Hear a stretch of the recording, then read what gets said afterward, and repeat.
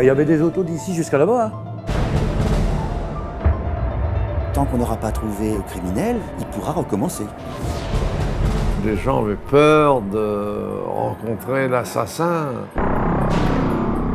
On considérait un peu cette police judiciaire de Lille là, comme un mythe, comme quelque chose d'extraordinaire qu'on n'avait jamais vu. Les deux communes se demandaient qui est-ce qui allait avoir le corps, parce qu'il y avait la tête qui était sur la chaussée Tirancourt et le reste du corps était sur Bellois-sur-Somme.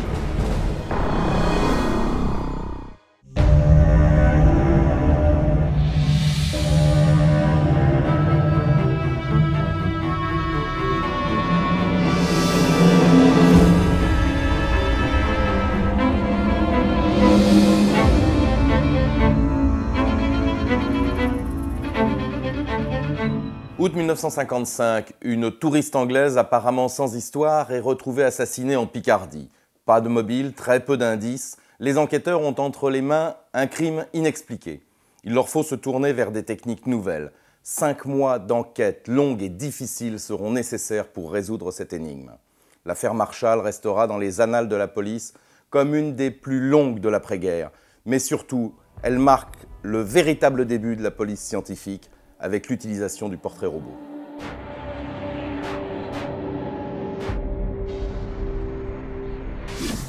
Dimanche 28 août 1955, 3 promeneurs font une macabre découverte. Le long de ce chemin, un corps sans vie. Celui d'une femme d'une trentaine d'années qui repose à quelques mètres d'un vélo. On a suivi le chemin, puis c'est en remontant le chemin qu'on a trouvé ça. Henri Duhamel fut le premier à apercevoir le corps. Un petit sentier, on a vu qu'il y avait quelque chose de traîné là, et là que j'ai rentré dans ce trou. Puis j'ai dit, venez voir. Là, c'est quoi, on a vu la dame en allongée, là, qui était morte. Cette découverte est le point de départ d'une laborieuse enquête policière. Le lieu est reculé, nous sommes à 200 mètres des marais de la Somme, à 15 km d'Amiens, en bordure de 2 petits villages. Ça fait drôle quand même, hein. Surtout quand on voit la dame allongée avec les grosses bêtes, là, les cafards qui rentrent dans le trou de nez, on dit elle est morte. Hein. Aussitôt prévenus, les gendarmes constatent qu'il s'agit bien d'un meurtre. Le corps de la jeune femme est couvert de blessures et des traces d'étranglement sont visibles autour de son cou. Très vite, la nouvelle se répand dans les 2 villages bordant le chemin. La mort, de toute façon, fait peur. Et à un enfant, et ben moi j'avais très peur. Hein. André Sehet avait 8 ans. Il a vu le déploiement des gendarmes. La nouvelle s'étant su, elle s'est répandue comme une traînée de poudre de maison à maison. Et puis, moi je me rappelle avoir vu des regroupements. Les gens se regroupaient, ne savaient rien mais se regroupaient et s'inventaient déjà un scénario. Quoi. L'endroit est méticuleusement fouillé. Seul indice découvert, un gourdin taché de sang retrouvé dans les buissons à quelques mètres du corps.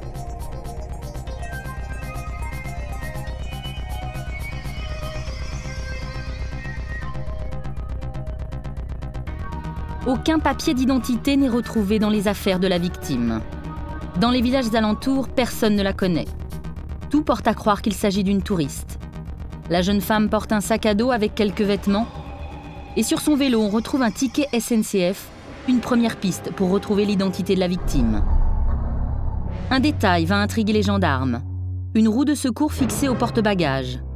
De mémoire de gendarme, on n'avait jamais vu ça. Évidemment, le soir à la maison, les parents en parlaient parce que ça mettait tout le monde en révolution dans le village. Jean Leclerc habitait la chaussée Tirancourt, il avait 20 ans au moment des faits. Pour un petit pays comme ici, c'était vraiment le grand événement. Hein. Parce que dans un petit village, il y avait à l'époque à peine 500 habitants. Les uns et les autres soupçonnaient peut-être Pierre, Paul ou Jacques qui auraient été susceptibles de commettre un tel méfait. Le procureur d'Amiens est saisi du dossier. Une instruction est ouverte. Les gendarmes passent la main à la police judiciaire. C'est donc la brigade mobile de la PJ de Lille qui hérite de l'affaire.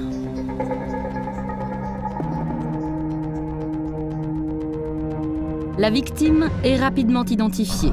Il s'agit de Janet Marshall, citoyenne britannique et jeune institutrice de Nottingham.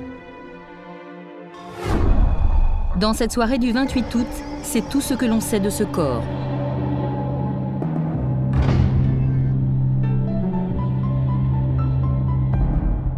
Comme c'était les vacances, le corps a été transporté dans le préau de l'école. Et l'autopsie s'est pratiquée sous le regard de nombreux badauds qui avaient réussi à se hisser près de la clôture, près du grillage et qui n'en perdaient pas une louche. Hein. Le lendemain de la découverte du corps, la presse publie les premiers articles et c'est le début d'un feuilleton suivi des deux côtés de la Manche. Une affaire pareille, on a remarqué depuis 50 ans qu'il ne s'en est pas produit beaucoup depuis. Jacques Béal est journaliste au Courrier Picard. Le lieu où ça s'est passé est un lieu qui mène à l'Angleterre. Elle allait vers le Touquet, ensuite vers l'Angleterre. Donc il y a une grosse fréquentation des Anglais, des touristes anglais qui passaient par la chaussée Tirancourt, par Amiens, pour aller dans le sud de la France. Donc tout de suite, il y a eu ce lien entre à la fois un fait qui se passe dans un terroir et en même temps une connotation internationale et anglaise, britannique. Les plus grands quotidiens britanniques envoient très vite des dizaines d'envoyés spéciaux. Ils accompagnent évidemment ce fait divers comme souvent on peut le lire, d'un côté de xénophobie un peu anti-française, de sauvage. Et là on était dans une contrée qu'ils pouvaient trouver sauvage, une contrée de marais, de terroir, de brume, d'humidité, d'accent picard, même d'un parler picard qui n'est pas le parler français. Et ils arrivent là, un peu chez les Indiens. Les enquêteurs vont reconstituer l'emploi du temps et le périple de Miss Marshall depuis son arrivée en France un mois plus tôt jusqu'au lieu du crime. Aucun élément particulier, aucun témoignage ne viennent apporter d'informations aux enquêteurs français. En Angleterre, Scotland Yard se charge d'interroger la famille Marshall. La mère de Janet ne viendra jamais en France et rien pour elle ne peut expliquer ce crime. Le frère de Janet confirmera ce que tout le monde rapporte.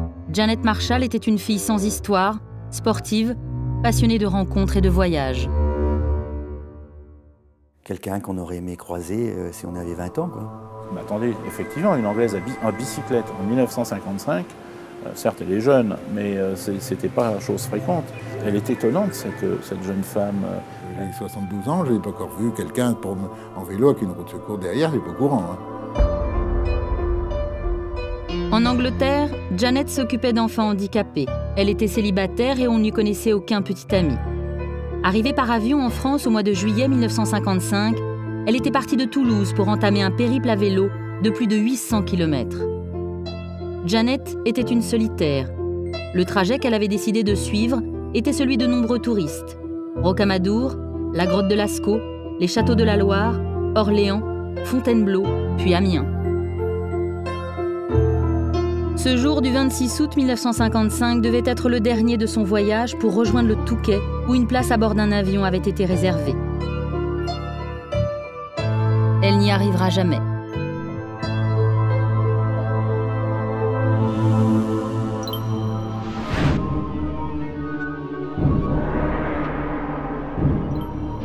Comme on n'avait pas trouvé l'assassin, dans le village, on disait « il est encore dans les marais, il est encore dans les marais ». Donc, si les marais, notre maison étant la deuxième maison avant le marais, on se disait qu'un soir, il aura faim et il va revenir, il va venir chez nous, il va taper à la porte ou même rentrer brusquement et puis nous prendre en otage ou on ne sait pas. Ça alimentait encore l'angoisse de tout à chacun. Les gens étaient un peu terrorisés. Dans les petits villages de la chaussée Tirancourt et de Bellois-sur-Somme, c'est l'état de siège. Les rues sont envahies par les journalistes, les policiers et les gendarmes. Le meurtrier de Janet Marshall court toujours. La psychose s'installe dans la région. Les gens avaient plutôt peur de rencontrer l'assassin. Michel Fourny habitait la chaussée Tirancourt.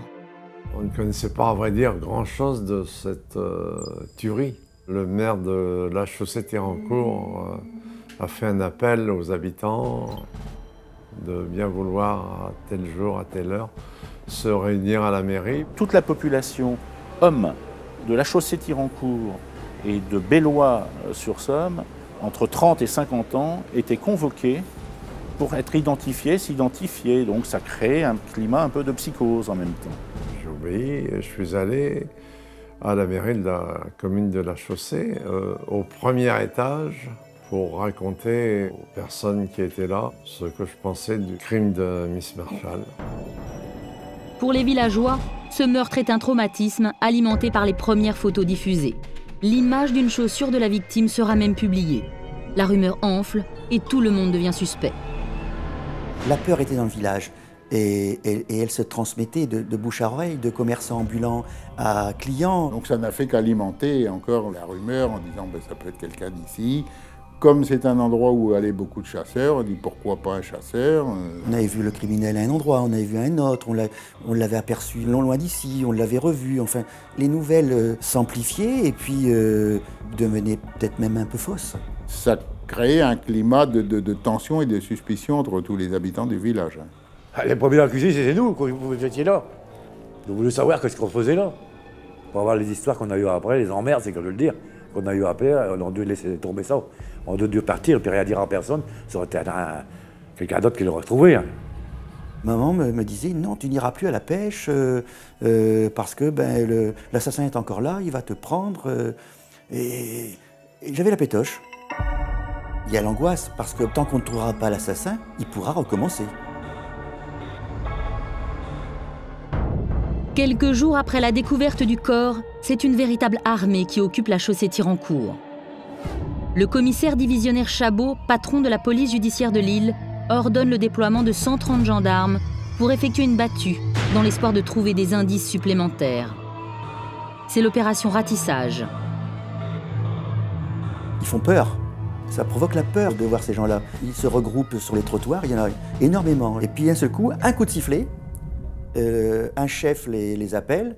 Et là, ils se sont mis en randonnion et ils ont pris le marais dans toute sa largeur et ils ont ratissé depuis la chaussée Tirancourt en direction de Bellois-sur-Somme. La guerre, si on peut dire, une espèce d'état de siège, une telle armada qui débarquait pour essayer de trouver des indices, ça a vraiment marqué les gens. Hein. Je n'étais pas habitué à voir ça. Hein. Mais la battue est un échec. Après une semaine d'enquête, le commissaire Chabot dispose de 2 commissaires principaux, d'une quinzaine d'enquêteurs de la PJ et de 3 escadrons de gendarmes pour résoudre l'affaire Marchal. À Paris, la Sûreté nationale lui donne carte blanche. Interpol se charge de la liaison entre les polices françaises et anglaises. Scotland Yard fouille en Angleterre les ports et les aéroports de la Manche. Par voie de presse, des appels à témoins sont lancés. On cherche des témoignages sur d'éventuels individus repérés dans le sillage de Janet Marshall.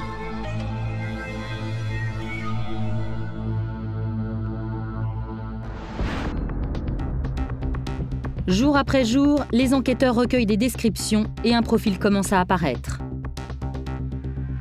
L'agression a été réalisée par un homme solitaire, de forte corpulence, qui n'a pas hésité à massacrer sa victime.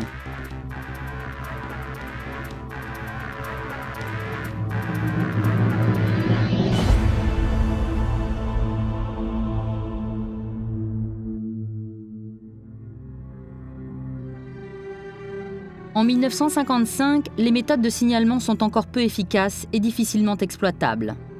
À cette époque, la police scientifique n'en est qu'à ses balbutiements. L'investigation judiciaire a hérité des techniques vieillissantes utilisées par les brigades du Tigre, basées sur les seules enquêtes de terrain. L'alternative est donc de se plonger dans les archives policières, des fiches poussiéreuses sur d'anciens condamnés.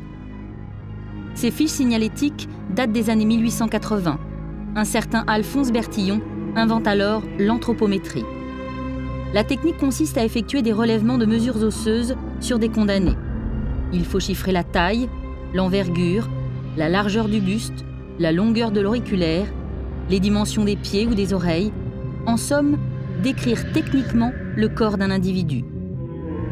Toutes ces données seront reportées sur une fiche d'identité qui permettra de reconnaître n'importe quel criminel en cas de récidive.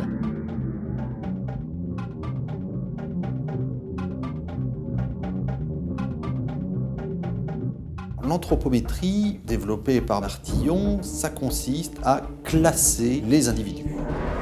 Le commissaire Dièvre est le patron de l'identité judiciaire à Paris. Pour ce faire, il développe son système de mesure osseuse et il développe aussi la photographie standardisée, face, profil, 3/4, chose qui n'existait pas à l'époque. Les individus interpellés étaient photographiés, mais souvent dans des poses artistiques, coudées une colonne dorique, en pied, en plan américain, en gros plan. Et donc Bertillon dit, c'est totalement inefficace pour comparer, il faut que tout le monde soit pris en photo de la même manière, à savoir à 3,50 m, dans le même cadre, assis sur la même chaise, et de profil, et de face, et éventuellement de 3/4.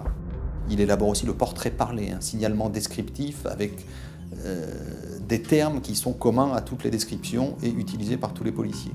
Alors ça marche pas très bien, c'est la limite, les échanges d'informations sont pas très efficaces, et donc ce sont uniquement des fichiers manuels, et ce sont uniquement des fichiers locaux, et il n'y a pas de centralisation nationale, ce qui rend la tâche des policiers extrêmement difficile. En 1955, l'équipe du commissaire Chabot utilise également les relevés d'empreintes digitales. Le procédé existe depuis longtemps déjà, mais comparer les fichiers d'empreintes et les traces reste une technique fastidieuse.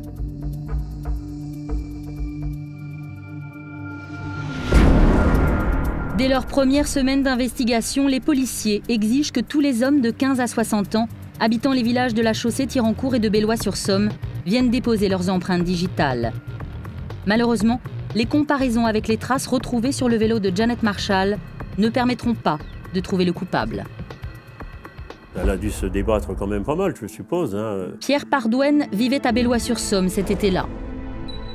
Et je crois qu'il y avait pas mal de traces quand même de lutte. Alors elle a dû se débattre, mais vous savez, un homme c'est un homme quand même. Il la suivait peut-être même depuis un petit moment, puisqu'elle était en vélo. Et il la suivait, et puis il s'est trouvé face à elle. Est-ce qu'elle a été surprise?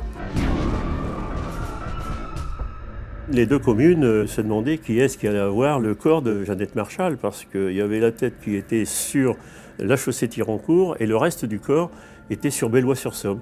Elle était couchée dans un fossé, si vous voulez, et le fossé se partageait en deux, entre Bellois et la Chaussée-Thirancourt. Et pour finir, elle est partie à la Chaussée-Thirancourt. Elle était de religion anglicane, et dans la religion anglicane, on ne rapatrie pas forcément les corps quand la personne décède.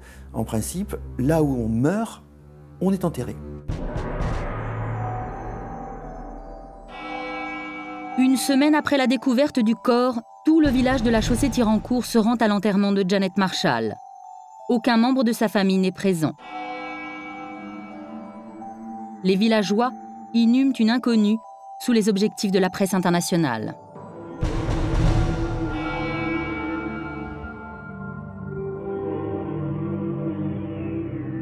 Un peu plus tôt, une deuxième autopsie avait été demandée par le juge d'instruction de Trot. Janet Marshall a-t-elle été violée? La première autopsie n'avait pas été en mesure de répondre à cette question. Et pour cause, les légistes ont eu à examiner un corps abîmé qui, avant d'être découvert, est resté près des marais. Une deuxième autopsie, les policiers appellent cela une contre-expertise, les journalistes anglais, un gros cafouillage.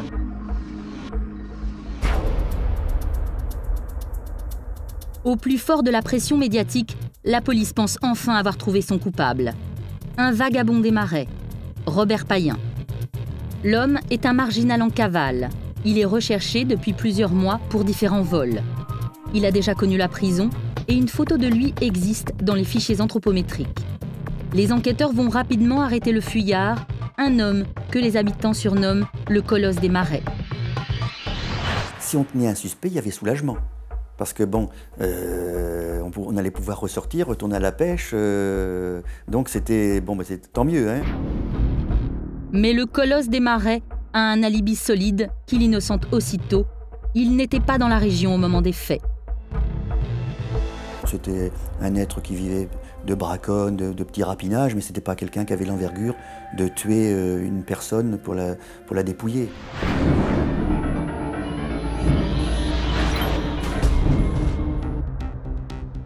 Le sang de Payen est comparé avec celui retrouvé sur le bâton qui aurait servi à frapper Janet. À l'époque, l'ADN n'existe pas dans la trousse à outils des policiers. Tout juste peut-on comparer les groupes sanguins. Celui de Payen n'est pas le même que celui retrouvé sur le gourdin. Payen est innocenté et l'enquête repart à zéro. Les fins limiers de la police judiciaire française sont ridiculisés. Les policiers ne savent pas comment procéder. En désespoir de cause, ils vont même tenter une expérience en faisant appel à Marcel Pauly, un pseudo-scientifique de la région. Un homme qui offre aux enquêteurs la silhouette du meurtrier sur un plateau. Ce pantin serait, selon son auteur, l'apparence de l'agresseur de Miss Marshall. Un pantin tracé d'après le pendule ou la baguette, une méthode peu scientifique appelée radiesthésie. Cet homme voûté portant un béret et ressemblant à un paysan serait donc celui que toutes les polices recherchent. Mais en 1955, à la Chaussée-Thirancourt, 9 paysans sur 10 ont des traits de ressemblance avec ce pantin. De quoi déprimer les enquêteurs et ravir les journalistes qui saisissent l'information pour ridiculiser un peu plus les enquêteurs. Les gendarmes qui ont laissé filtrer cet élément vont être rapidement mutés. La presse anglaise se déchaîne sur l'incompétence des policiers.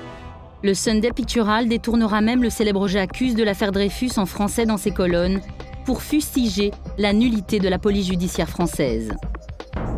Ça aurait été une picarde, assassinée dans les mêmes conditions, on en aurait bien sûr parlé, mais ça n'aurait pas eu cette répercussion. Ça a créé une tension et puis un climat de survolté. Ça a agacé les uns les autres, c'est évident. Hein. En plus, excusez-moi, mais c'était pour les gens, c'était une Anglaise. Hein, là, on était encore dans une mentalité vraiment d'un esprit de campagne. Hein. C'est pas quelqu'un du coin, c'est une Anglaise, donc les gens, après, disent oh, pas tout. Face à ces attaques, le commissaire Chabot riposte par des actions spectaculaires. L'opération baptisée Chronomètre démarre sur la nationale 35 à Piquigny. Les CRS Peignot et Dubois auraient aperçu Janet Marshall quelques heures avant sa mort.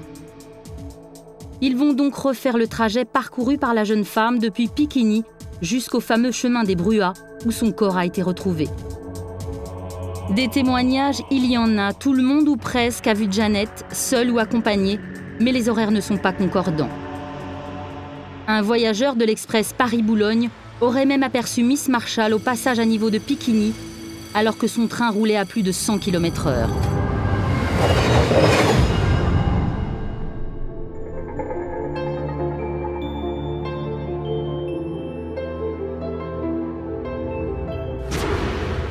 Les jours passent et les inspecteurs n'ont rien de sérieux à apporter sur le bureau du juge Detreau. L'enquête s'enlise. D'abord, ils reprochent à la police que l'enquête ne va pas assez vite. Il y avait une querelle, chacun tenait ses informations, il n'y avait pas trop de coopération entre la gendarmerie et la police parce que chacun voulant essayer de conclure l'affaire. C'était too much et d'autant que la police française a bien sûr pas du tout démérité. Ça a agacé les uns les autres, c'est évident. Hein. Quand on a l'air de vous prendre pour des rigolos, ça ne fait jamais plaisir à personne, hein. Aussi bien la presse que les policiers. Hein.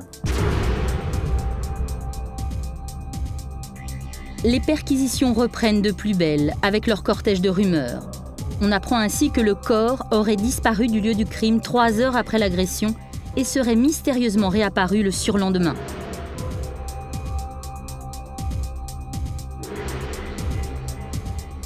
Les soupçons se tournent vers le châtelain et son garde-chasse.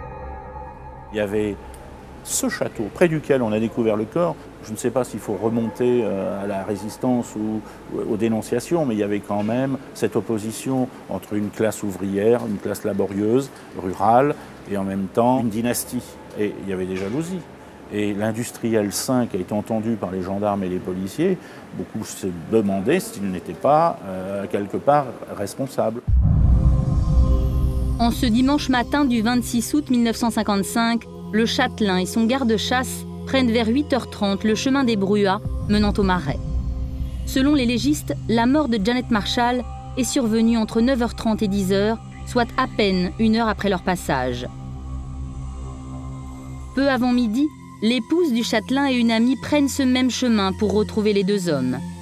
Madame Collin remarque alors un vélo abandonné et vient même lire l'étiquette sur la roue de secours. Elle continue son chemin et passe probablement à 1 mètre du cadavre sans le voir. Voir sans voir, il fallait rentrer dans le buisson pour voir. Ça, c'est l'intuition d'avoir vu un passage et puis rentrer là-dedans. 1 heure plus tard, le groupe fait le chemin inverse accompagné d'un chien. Selon le châtelain, l'animal n'a jamais marqué l'arrêt ni rapporté aucune trouvaille. Pour un chien de chasse, c'est étonnant. Les policiers reconstitueront la balade en déposant une tête de mouton à l'emplacement du corps de Janet. Cette fois, le chien marquera l'arrêt et aboiera. 2 conclusions possibles pour les enquêteurs. Soit le corps n'était pas là à l'heure supposée de la mort, soit le châtelain et ses gens ont vu le corps mais n'ont rien dit. Le châtelain est pourtant rapidement mis hors de cause. Encore une piste qui ne mène à rien. Il aurait vu quelqu'un, il aurait aboyé le chien. Automatique, hein.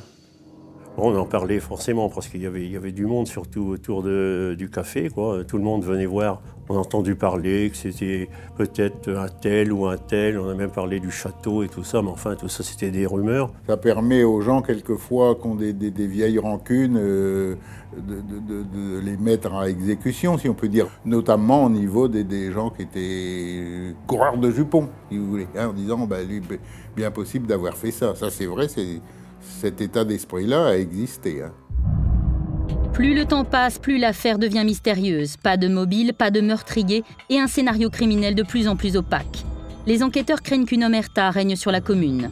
Chabot est furieux, il est sûr que l'assassin vient de la région. Tous les jours, il frappe à la porte. Hein. Par rapport, le père, il nous a eu mère. Parce qu'on était questionné à la gendarmerie de Piquigny. Alors après, le père a dit, non, fini, tu n'iras plus. Si tu y vas, tu iras avec moi. Avoue, ça peut être que toi. De toute façon, on t'a vu sur son vélo, on t'a vu, c'est toi, c'est sûr. Qu'est-ce que tu faisais là, à cet endroit-là Bon, l'ambiance était très tendue, je pense, parce qu'il y avait un certain climat de méfiance vis-à-vis de cette police-là.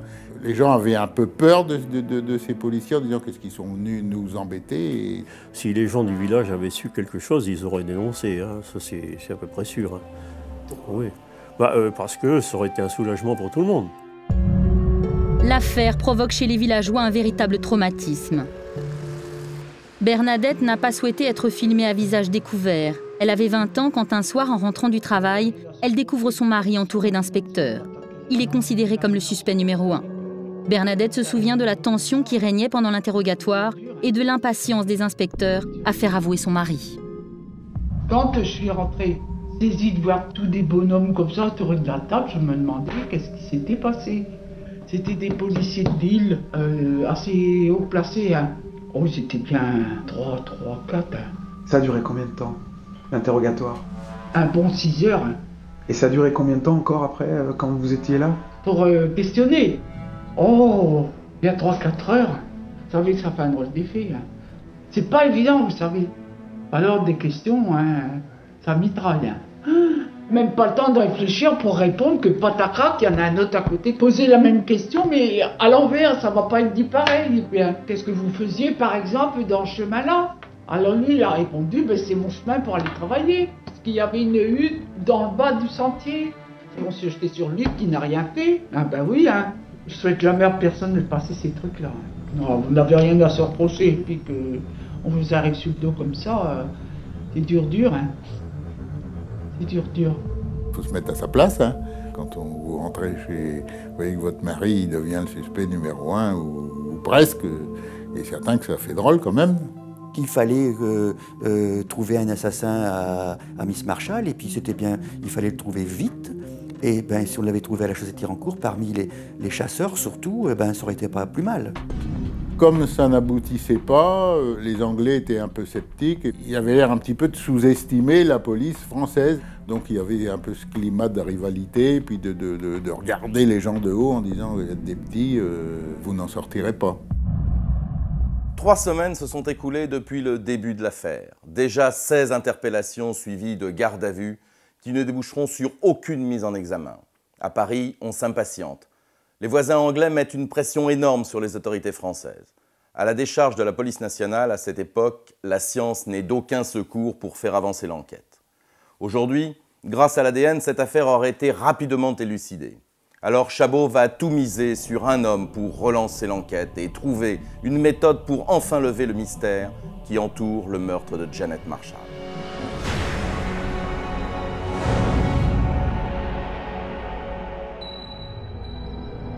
Chabot fait alors appel à l'inspecteur Henri Van Hache, surnommé par la presse le Maigret du Nord, la terreur de la pègre.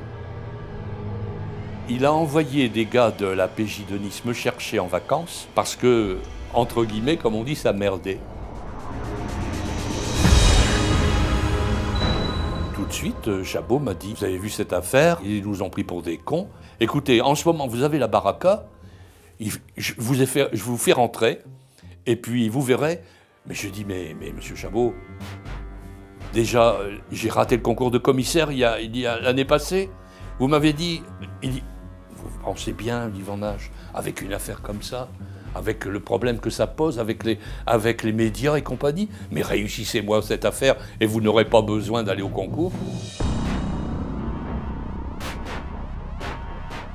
Pendant la Seconde Guerre mondiale, Henri Van Hache traversait les rues de Lille sous les bombardements en transportant des armes pour les résistants, sous le nez des chars allemands.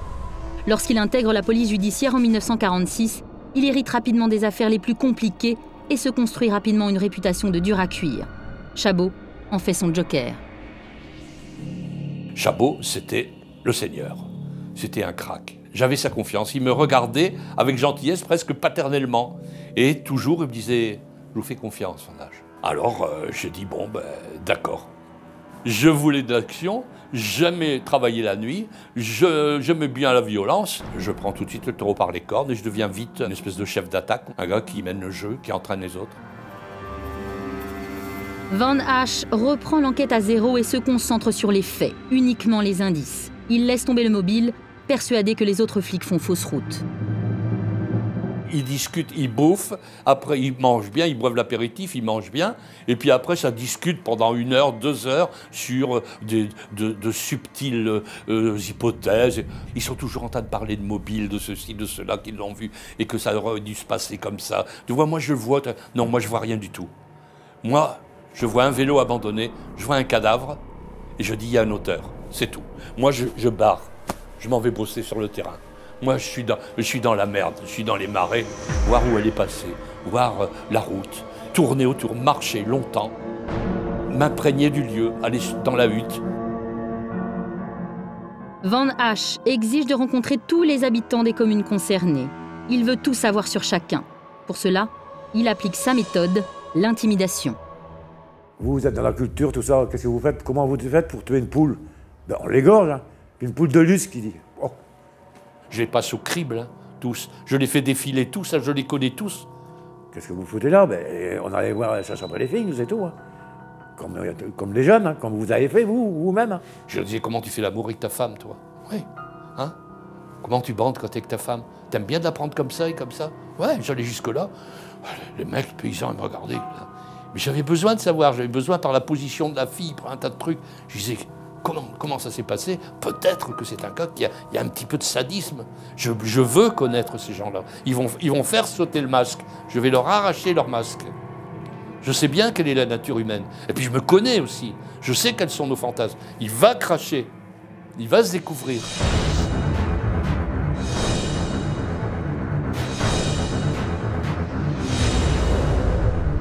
Je vais voir celui dont l'œil s'allume quand on parle d'une fille qui a les jambes écartées avec sa culotte en bas des jambes. Voilà. Hein? Et c'est ce que je fais. Ça m'amène à rien, d'ailleurs. Ça m'amène à rien. Les gars sont là, sont des braves paysans. J'ai éliminé aussi. C'est pas un gars du coin.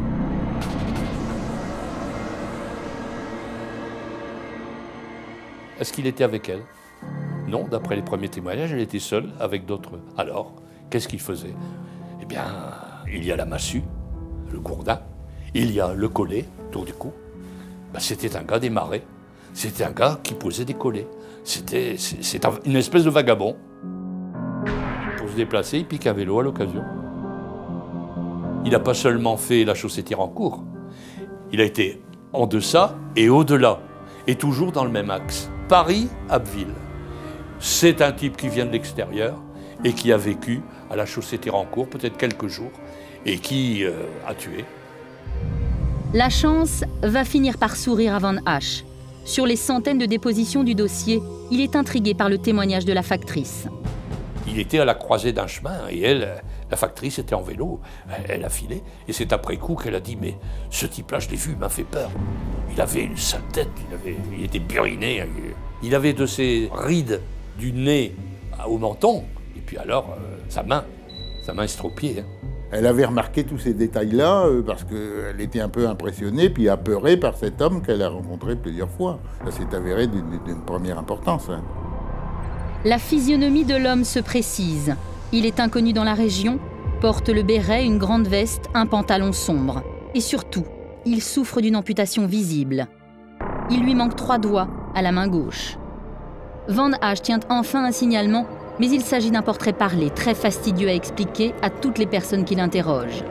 Il en parle au commissaire Chabot, qui a un éclair de génie, un de ceux qui vont s'inscrire dans l'histoire de la police scientifique. Il a dit, mais il faudra que je voie Paris, je vais le convoquer à mon bureau. Et Paris, c'était le photographe, c'était le chef du service anthropométrique et photographique. Il dit, il y a des centaines de photos. Il faut qu'il me sorte des photos dans lesquelles on voit des visages assez burinés de paysans. Et alors on va voir. Et puis l'idée lui vient, c'est lui, hein, de découper. Il dit, lui, il appelait ça le puzzle. Il disait la photo puzzle. La photo puzzle, aujourd'hui appelée le portrait robot, une vraie révolution.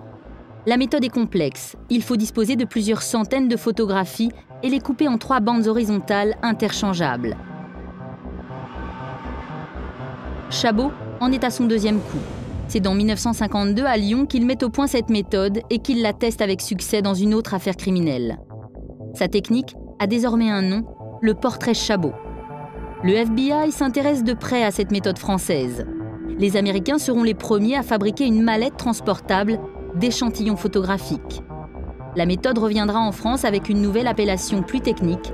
Le portrait Chabot devient le portrait robot. Le commissaire ne passera jamais à la postérité. Les Américains vont industrialiser le procédé en réalisant des mallettes appelées Identity Kits. Ces mallettes recèlent près de 40 000 photographies recoupant tous les types humains. Près de 500 transparents permettent de compiler 3 parties du visage. Le front et les cheveux, les yeux et le nez, puis le menton et la bouche, avec la possibilité d'ajouter des accessoires comme des lunettes, des moustaches ou encore un chapeau. Grâce à cette technique, le portrait robot de l'assassin présumé de Janet Marshall est communiqué à tous les journaux. Il y avait ce côté d'une sorte de fait divers moderne. La publication de cette photo robot a été importante, elle a été diffusée partout. Et c'est la première fois que ça se faisait, effectivement. Personne ne croyait que ça aurait pu aboutir à quelque chose, hein, parce que c'était tout à fait quelque chose de nouveau, dont on n'avait jamais, nous, entendu parler. Et les gens disaient « Oh, c'est du cinéma, c'est de la fantaisie ». Il y avait une forme de suspicion aussi qui s'établissait entre les uns et les autres, et puis le soulagement de se dire qu'après tout, on ne ressemble pas à ce que la presse présentait. Oh ben non, ça c'est pas un gars de chez nous, quoi. C'était pas possible. Hein. Il n'y avait aucun portrait qui ressemblait à ça dans le village. Oui, les gens se sont dit, des personnes dans ma famille ne ressemblent de près ou de loin à ce portrait-là. Ça a permis d'alléger un petit peu l'atmosphère qui était quand même très tendue. Van Hache reprend la route et diffuse des copies de ce portrait robot dans tous les commissariats et postes de police. Il espère que son meurtrier sera reconnu par des collègues. Le matin du 27 décembre 1955, l'inspecteur Van Hache a au bout du fil le chef de poste de Gagny, en banlieue parisienne. Celui-ci lui raconte un accident de la circulation survenu entre une 4 chevaux et un cyclomoteur juste avant le meurtre de Miss Marshall. Le cyclomotoriste s'était enfui. Le conducteur de la voiture avait juste eu le temps d'apercevoir qu'il manquait 3 doigts à la main gauche du fuyard. Van Hache demande alors « Y avait-il un nom sur la plaque du cyclomoteur ?» « Oui », répond le gendarme. Et sur cette plaque, il est marqué Robert Avril, simplement. Je pars au ministère de l'Intérieur, je rentre, je vais au sommet judiciaire, et je dis à mon collègue Louvet, lui, tu sais, il faut le faire. Mais c'est un faux nom, c'est du bidon, on va rien trouver. Mais si on va regarder quand même. Bah il dit le voilà, Avril Robert. Je dis sans blague. Il dit ouais, et puis il a été condamné aux travaux forcés pour viol. Et ben je dis mon gars, ça y est, c'est ça, c'est lui. Tu peux être sûr c'est lui. Je dis on peut y aller maintenant. Accompagné du dossier judiciaire se trouvent 2 photos, face et profil. La ressemblance avec le portrait robot est saisissante. Van Hache possède une photo et un nom, Robert Avril. L'inspecteur va alors se rendre sur le dernier lieu de résidence connu de Robert Avril, la prison de Meaux. Le directeur me dit oui, Avril est sorti à telle époque, ça correspond, il pouvait être dans le coin de votre crime là. Et il avait une copine avec qui il entretenait des relations épistolaires. Elle habitait Le Tranlay. Alors effectivement, j'y vais. Elle me dit, vous comprenez, monsieur, voilà, les détenus font paraître des petites annonces. Et puis moi, j'ai écrit à cet homme, mais elle dit, quand je l'ai vu, il m'a pas plu du tout. Et puis il est reparti comme il est venu. Mais elle dit, voilà, il m'a laissé la carte de visite de sa sœur. Et sur cette carte de visite, une adresse, Sucy-en-Brie, à 40 km au sud de Paris.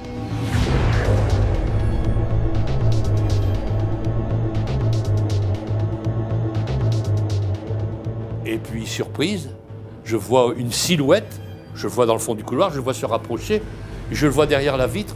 Alors il ouvre la porte, je regarde mon collègue, et il comprend bien ce que je veux dire, et lui, il saisit aussi, c'est celui qu'on cherche.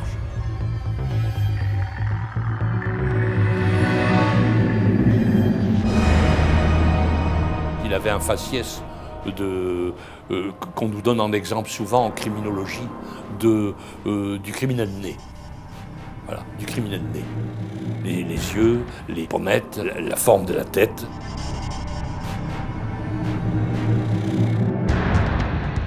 Je vois bien qu'il commence à suer partout. Je dis ça c'est bon, mais attention, on sait que c'est un gars qui a été condamné déjà aux travaux forcés. C'est un gars qui n'avouera jamais. Il faut arriver à le faire tomber dans un piège, lui faire des déclarations contradictoires, et puis peut-être l'énerver, l'irriter au point qu'il lâche quelque chose. Peut-être le bousculer un petit peu, quoi qu'il apparaît, c'est parce qu'à l'époque, quelquefois on y allait, hein, ça partait. Van Hache et Louvet vont interroger Robert Avril toute la nuit. Ils ont devant eux un dur, un homme qui connaît les méthodes d'intimidation de la garde à vue. Un homme incarcéré pour viol et agression sur plusieurs femmes en 1944.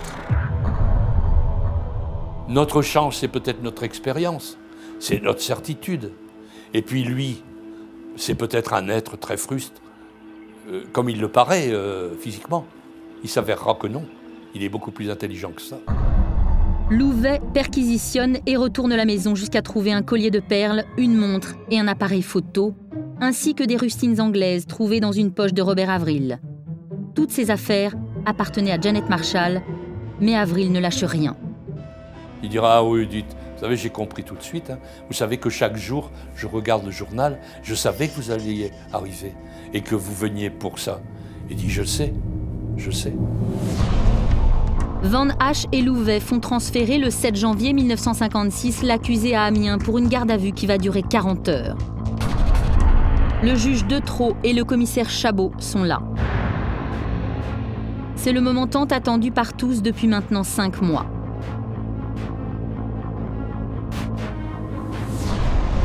La nouvelle de l'arrestation va exalter les journalistes. L'information fait la une de tous les quotidiens. À la Chaussée-Thirancourt et à Bellois-sur-Somme, c'est le soulagement.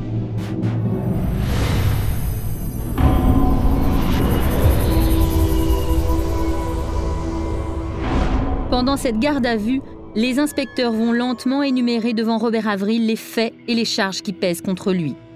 C'est devant l'inspecteur Henri Van Hache que Robert Avril avoue enfin. Mais seulement les vols et l'agression, pas le meurtre. Je savais qui il était. J'avais étudié l'homme à travers ses actes. L'attaque était menée sur la base de données psychologiques sûres. Avril en sortit accablé, dépouillé, donnant l'impression d'être délivré. Selon ses déclarations, il avait passé la nuit du 25 au 26 août dans une grange à la sortie d'Amiens. Puis au matin du 26, il emprunta la route qui mène à la Chaussée-Thirancourt. Vers 10 heures près de la Nationale 35, il avait aperçu la jeune Anglaise qui roulait à quelques mètres devant lui. Il voulait juste la suivre et attendre le bon moment pour lui rafler ses biens. L'occasion se présente quelques minutes après la rencontre, lorsqu'il voit la jeune femme prendre un sentier pour se mettre à l'abri des regards. Il s'approche, puis au détour d'un virage, l'aperçoit dans les broussailles. Il est très entreprenant, mais elle se met à crier. Il perd alors la tête et ne pense qu'à la faire taire. Il l'immobilise à l'aide d'une ficelle qu'il lui passe autour du cou. Puis il déclare « J'ai assuré ma prise et j'essaierai progressivement, la maintenant au sol. J'essaierai jusqu'à ce qu'elle ne bouge plus. » Il se relève, la croyant simplement évanouie. Il la traîne dans les taillis à quelques mètres du vélo. Il ne sait plus ce qu'il fait. Il lui enlève sa montre et son collier de perles, puis arrache le sac du porte-bagages et s'enfuit. Dans la soirée du 26 août 1955, il est de retour à Sucy-en-Brie. Le 8 janvier 1956 au matin, le juge d'instruction de Trot ordonne une reconstitution des faits à la Chaussée-Thirancourt. Comme toutes les reconstitutions, ça se passait dans un petit bois. France Renaud était l'avocate de Robert Avril. La police a amené l'accusé, les avocats étaient là, le public, naturellement, vous savez, est toujours curieux dans ces cas-là. Hein. Il y a toujours aux reconstitutions plein de monde, on les tient un petit peu à distance, naturellement. Il y avait des autos d'ici jusqu'à là-bas. Hein. Il y avait un monde fou. Hein. C'est mon père qui connaissait bien le juge Détreau, qui lui a dit « Mais monsieur le juge, on va quand même pas rester à 500 mètres, on verra rien. Faites-nous descendre un petit peu plus près. » Et c'est là qu'ils ont descendu pour s'approcher. Ouais. Et puis alors, il y a un policier ou un greffier qui tient le rôle de la victime. Et l'accusé doit répéter exactement les gestes qu'il a faits. Ça apporte souvent beaucoup. Pour avoir une vue déjà précise. Et selon les gestes, on peut voir ce qui était possible, pas possible. Parce qu'il ne faut pas imaginer. Hein. Il faut avoir le tableau sous les yeux pour pouvoir en discuter. Il avait l'air brave, je dirais même gentil. C'est tout à fait surprenant par rapport à l'image qu'on s'était fait en le voyant, le peu d'articles qu'on avait vus dans la presse, de photos, on voyait un monstre, alors que là, c'était pas du tout le cas. Il avait l'air d'un pauvre type, si on peut dire, hein, mais pas du tout d'un sanguinaire ni d'un criminel. Il n'inspirait ni la peur, ni l'antipathie, non, il était comme tout le monde. Il était là très détendu, plaisantant même avec l'avocate. Je ne sais pas s'il était bien conscient de ce qui lui arrivait. Ah oui, c'était un marginal total. Il appartenait à ce qu'on appelle aujourd'hui une famille défavorisée. Au point de vue moral, il n'avait reçu aucune éducation, il n'avait vu que de mauvais exemples. Il était asocial, en somme.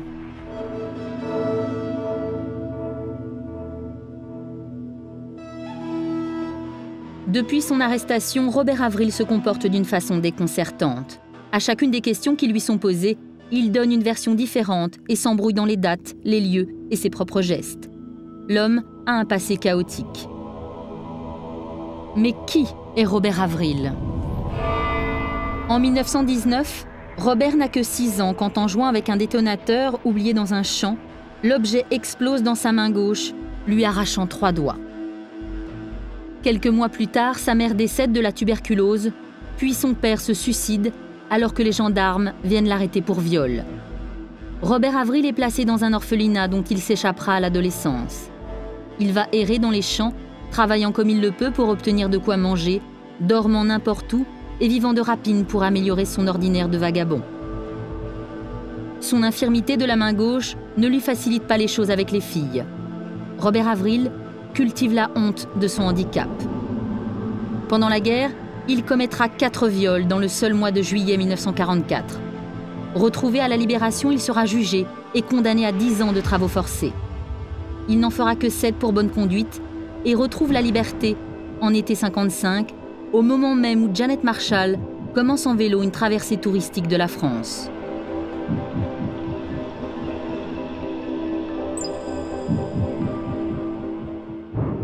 Robert Avril sera jugé en 1958 et reconnu coupable du meurtre de Janet Marshall. Il bénéficiera des circonstances atténuantes et sauvera sa tête. Le jury populaire d'Amiens le condamne à perpétuité.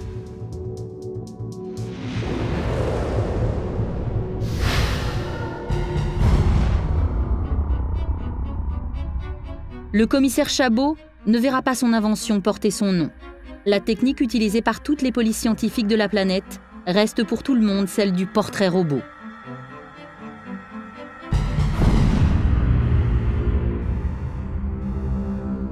Henry Van Hache ne deviendra jamais commissaire, mais gardera ses illusions et sa fougue pour devenir l'inspecteur aux 400 arrestations.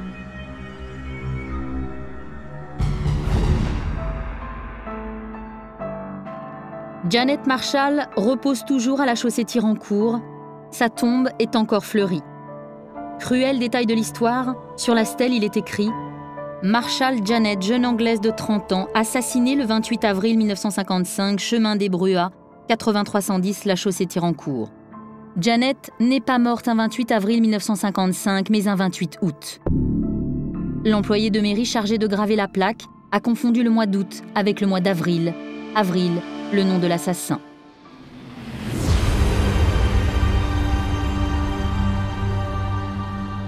Contrairement aux enquêteurs qui méritaient de passer à la postérité, c'est l'assassin, Robert Avril, qui a laissé une trace éternelle, son nom gravé dans la pierre. Depuis les années 50, les techniques utilisées par la police scientifique ont fait d'énormes progrès. Elles permettent dorénavant de résoudre plus rapidement les affaires et de disculper, grâce aux analyses ADN, des innocents suspectés.